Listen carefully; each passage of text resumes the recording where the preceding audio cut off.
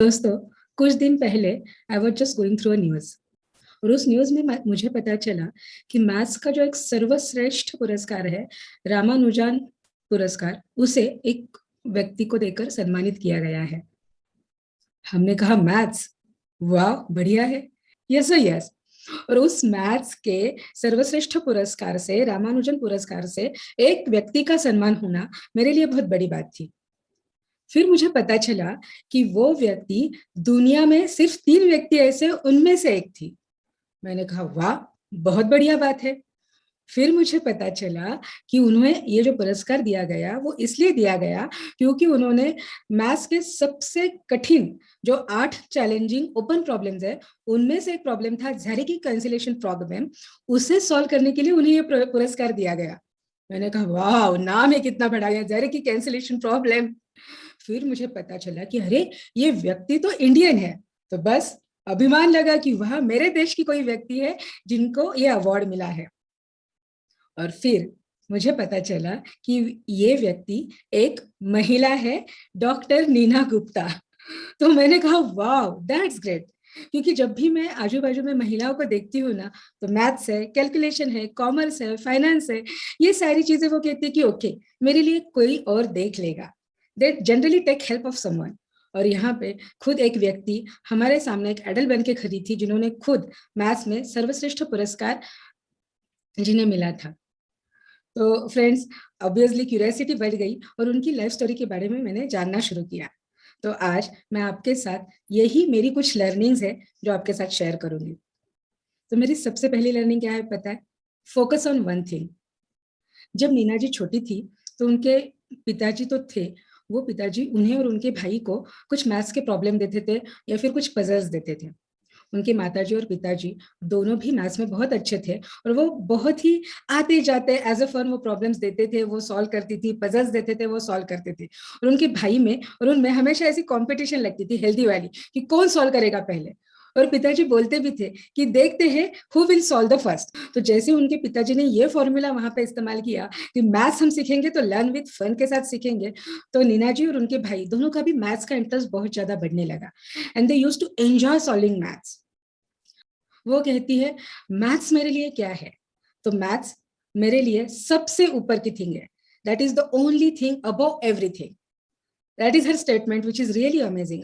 अगर उन्होंने बुक्स भी पढ़े तो वो सिर्फ और सिर्फ मैथ्स के रिलेटेड पढ़े। तो ऑब्वियसली इतना मैथ्स उनके दिमाग में बस एक ही बात चलती थी, मैथ्स करना है, मैथ्स करना है, बस मैथ्स करना है। अब जैसे आगे आगे बढ़ती गई तो जब डिग्री पा ली, डिग्री के करीब आ गए, तो लोगों ने धीरे धीरे पूछना शुरू कर दिया कि कितनी पढ़ाई करोगे, क्या चल रहा है, कब पढ़ाई खत्म होगी, अच्छा शादी का कुछ इरादा है। अब धीरे धीरे धीरे लोगों के ये जो सवाल थे ना, वो बदलने लगे और लोग कहने लगे अरे बस अब कितनी पढ़ाई करेगी, शादी करोगी भी या नहीं भी। तो इतनी पढ़ाई की, ग्रेजुएशन किया, पोस्ट ग्रेजुएशन किया, पीएचडी की और अपना करियर प्योर मैथ्स में शुरू किया। कोलकाता के सबसे बेस्ट इंस्टीट्यूट आईएसआई में एज अ प्रोफेसर उन्होंने काम करना शुरू कर दिया। और by the grace of God she is a happy family, शादी भी हो गई और एक प्यारी सी उनको गुड़िया भी है। ये सब करते हुए वो बोलते फिर भी कहीं ना कहीं मन में क्या चलता रहता है? तो बस मैथ्स चलता रहता है, मन मैथ्स। जब वो ये मैथ्स पढ़ने जाती थी ना, तो ऐसा हो गया था कि जैसे बहुत सारी लड़कियां थोड़ा मैथ्स से दूर भागती है। तो ऑब्वियसली जब उन्होंने कॉलेज ज्वाइन किया तो वहां पे वो अकेली लड़की थी जो कॉलेज में जाती थी मैथ्स पढ़ने के लिए। और वहां पे सब लड़के थे, तो बहुत सारी उनकी फ्रेंड्स थी या फिर रिलेटिव्स पूछते थे कि क्या तुझे अलग नहीं लगता सब लड़कों के साथ पढ़ना? क्या तुझे कुछ अलग फीलिंग नहीं आती है? तो वो कहती है कि मुझे तो ऐसे कुछ नहीं लगा, कभी नहीं लगा। और शायद उन्हें वो इसलिए नहीं लगा क्योंकि उनके उनका सबसे अच्छा दोस्त उनके साथ था। And yes, you guess it right, वो कौन था? तो उनका अपना प्यारा मैथ्स। तो मैथ्स के साथ इतनी अच्छी और गहरी दोस्ती थी कि उन्हें बाजू के एनवायरनमेंट का कुछ पता ही नहीं चलता था। तो इतने साल अकेले कॉलेज में गए और लकीली जब आप एक जगह पे फोकस रहते हो, एक जगह पे एक्टिविटी करते हो, तो सारी दुनिया अपने आप आपको मदद करने में जुड़ जाती है। This is a law of nature, this is a law of universe. Focus on one thing and you will get that. बस उसी की तरफ लगन, मेहनत, तपस्या कीजिए और आपको वो मिल जाता है। अब जब उन्हें वो पुरस्कार मिला तो उनका काम मोस्टली रिसर्च में है, मैथ्स और मैथ्स का रिसर्च। जस्ट इमेजिन कीजिए, घंटों वीक्स, महीने, यहाँ तक साल चला जाता है और कुछ नहीं होता। जी हाँ दोस्तों, कुछ नहीं होता है। ना अगली स्टेप आती है, ना अगला सॉल्यूशन आता है, और बस आप करते रहते हो, करते रहते हो, करते रहते हो। यहाँ पे हार नहीं माननी है उन्हें, करते रहना है, करते रहना है। और यहाँ पे बात आती है प्रॉब्लम सॉल्विंग की। अगर आपको प्रॉब्लम सॉल्व करना है तो start differently. If you want to find a solution, then start differently. If you want to really win a situation, then start differently. अब नीना जी जब पढ़ रही थी, पीएचडी वगैरह शुरू थी, तो उनके गुरु ने उन्हें एक एडवाइस दी, और गुरु की बात ना माननी चाहिए, फायदा होता है। कैसे, मैं बताती हूँ आपको। अब उनके गुरु ने एडवाइस दी कि Neena, why don't you try this challenge. ये जो 8 प्रॉब्लम्स है, उनमें से आप ये जेरिकी कैंसिलेशन प्रॉब्लम को क्यों नहीं ट्राई करते। तो नीना जी ने कहा, गुरुजी मैं तो अभी छोटी हूँ, अभी तो मैं स्टूडेंट हूँ, अभी तो मैं पढ़ रही हूँ, और यहाँ पे ये जो 8 बड़े बड़े चैलेंजेस है, बहुत सारे दिग्गज लोगों ने पहले से ट्राई किया है, और कभी किसी को भी अभी तक इनका सोल्यूशन नहीं मिला है, तो how can I do it. तो गुरुजी ने कहा, बेटा मुझे आप पे भरोसा है। तो उन्होंने गुरुजी की बात मान ली, और उन्होंने वो प्रॉब्लम्स सॉल्व भी कर दिया, और नतीजा ये हुआ कि शी कैन डू इट, और she can go to the level next, right. तो यहाँ पे एक बात थी, उन्होंने जो कहा था ना कि मैं अब भी स्टूडेंट हूँ, बहुत ही बढ़िया एटीट्यूड है अब भी स्टूडेंट रहने का। और एक ही बात जो दिमाग में रहती थी ना, मैथ्स करना है, मैथ्स करना है, मैं आगे क्या सीखूं, मैं नया क्या सीखूं। अगर मैं बुक्स पढ़ रही हूँ तो वो भी मैं मैथ्स के पढ़ रही हूँ, सीखती गई, सीखती गई, सीखती गई। एंड ऑब्वियसली ये जो मटेरियल थिंग्स है ना, फिर वो चाहे प्रसिद्धि हो, नेम फेम मनी, जो भी है, वो तो अपने आप पीछे चले आते हैं, अगर आप फोकसली आपको जो पसंद है वो एक्टिविटी करते हो, आप ऐसा कुछ करते हो जिससे दुनिया में कंट्रीब्यूशन हो जाए, आप ऐसा कुछ करते हो जिससे समाज की मदद हो जाए, तो बाकी चीजें अपने आप आ जाती है।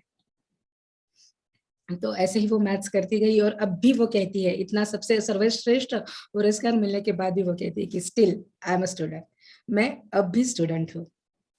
अब जब ये पुरस्कार मिला, अलग अलग कॉन्फ्रेंस में वो जाती है, उन्हें एज अ स्पीकर वहां पे बुलाया जाता है, वर्ल्ड वाइड घूमती है। तो ऐसे ही एक कॉन्फ्रेंस में वो चली गई थी।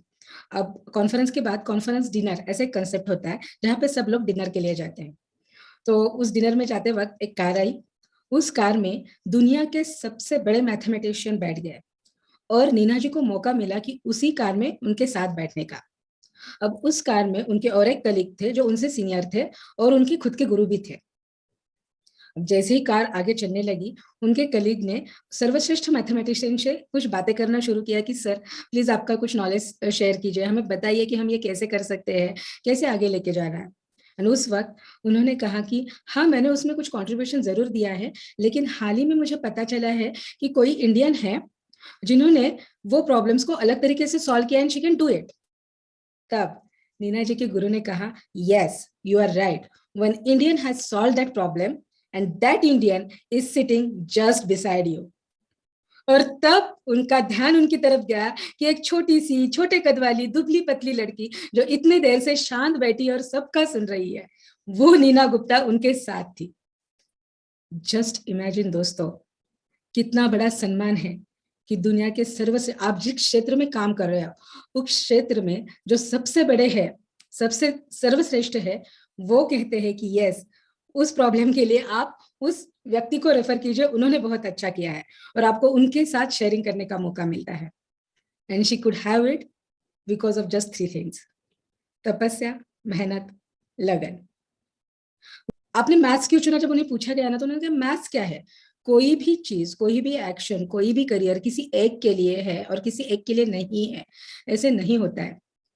भगवान ने हम सबको पृथ्वी पर अगर भेजा है, तो कोई ना कोई टैलेंट, कोई ना कोई प्रतिभा देकर यहाँ पे उन्होंने हमें भेजा है।